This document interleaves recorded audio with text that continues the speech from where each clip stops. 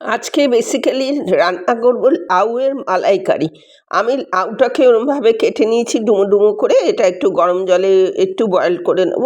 আর আলুটাও ডুমো ডুমো করে কেটে নিয়েছি, বয়েল করে নিয়ে ফিরে এলাম। এবার আমি কড়া বসিয়ে দিয়েছি, তার মধ্যে তেল দিয়ে দিলাম, সাদা তেলেই এটা হবে।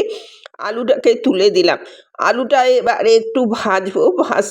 ভাজতে ভাজতে ইন বিটুইন দ্য পিরিয়ড আমি একটু নারকেলের দুধ করে রেখেছি, আর আদা আর কাঁচা লঙ্কা একটু বেটে রেখেছি।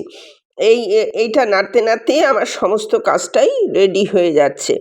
এবার এই এই আলুটাকে খুব ভালো করে আপনার একটুখানি ভালো করে নাড়াচাড়া করে, এবং একটু ভাজা ভাজা হলে খুব ডিপ ভাজা হবে না কিন্তু।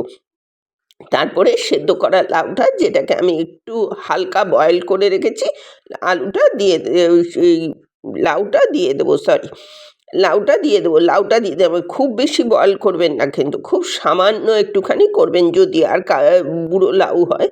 আর যদি আপনার মনে হয় না করব না, তাহলে করবেন না সেদ্ধ। যাই হোক, এটা তো আমি লাউটা তুলে দিলাম, লাউটা তুলে দিয়ে আমি নাড়াচাড়া করতে করতে খানিকটা মজে যাবে। তারপরে আমি বেসিক কিছু মশলা দিয়ে দেবো। নুন আর চিনি আমি অলরেডি দিয়ে দিলাম, আমি দুটো একসাথেই দিয়ে দিলাম, নুন আর চিনি আলাদা করে আর দিলাম না। এটা দিয়ে আবার নাড়াচাড়া করবো। বাই দ্য ওয়ে, আমি নূপুর, আপনারা দেখছেন smile with Nupur and Tania. Please একটু সাবস্ক্রাইব করে দেবেন, বেল আইকনটা টিপতে ভুলবেন না, লাইক শেয়ার করে দেবেন, তাহলে নিত্য নতুন রেসিপি আপনাদের কাছে যথাসময়ে নোটিফিকেশান চলে যাবে। ফিরে এলাম রান্নায়।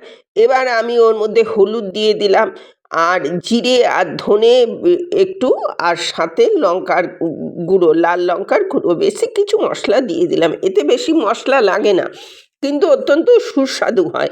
আর আদা কাঁচা লঙ্কাটা তো দিয়েই দিয়েছি, সেটা অলরেডি দেওয়া হয়ে গেছে, এটা অবশ্যই দেবেন। দিয়ে এটাকে বেশ নাড়াচাড়া করে আমি হালকা একটু মশলাটা যাতে ভালোভাবে হয় সেইভাবে আমি একটুখানি এটাকে ভালোভাবে নেড়ে চেড়ে মশলাটাকে ভালো করে একটুখানি মজিয়ে আমি ওই যে দুধটা যেটা করে রেখেছি, নারকেলের দুধ করাটা খুব সুবিধা। নারকেলটাকে বেটে নিয়ে আপনি গরম জলে দিয়ে দেবেন, তারপরে ছেঁকে তুলে নেবেন, কিছুক্ষণ পরে ছেঁকে তুলে নেবেন, দেখবেন নারকেলটাকে একটু, নারকেলের ছিবড়াগুলো আলাদা করে দেবেন। এইভাবেই হয়ে যাবে। দেখুন, এটা তো রেডি হয়ে গেল। এর মধ্যে লাস্ট ইনগ্রিডিয়েন্টস ঘি দিয়ে দিলাম। ঘিটা দেওয়াতে এটা স্বাদ আরও ভালো হলো। এটা রেডি টু সার্ভ। এটা রেডি হয়ে গেছে। এবার আপনাদের পরিবেশন করে দেখালাম। যে এতক্ষণ আমার সাথে থাকার জন্য অশেষ ধন্যবাদ। এরকম নিত্য নতুন রেসিপি পেতে আমার চ্যানেলটা একটু সাবস্ক্রাইব করে রাখুন। এটা মূলত ঠাকুরবাড়ির রান্না। ঠাকুরবাড়িতে ঠিক এই যে প্রসেসে এই রান্নাটা হতো, আমি সেম প্রসেস আমি অবলম্বন করেছি এবং সেম প্রসেস আপনাদের দেখালাম। এটা অত্যন্ত সুস্বাদু হয়। আজ তাহলে আসছি, পরবর্তীতে আবার দেখা হবে।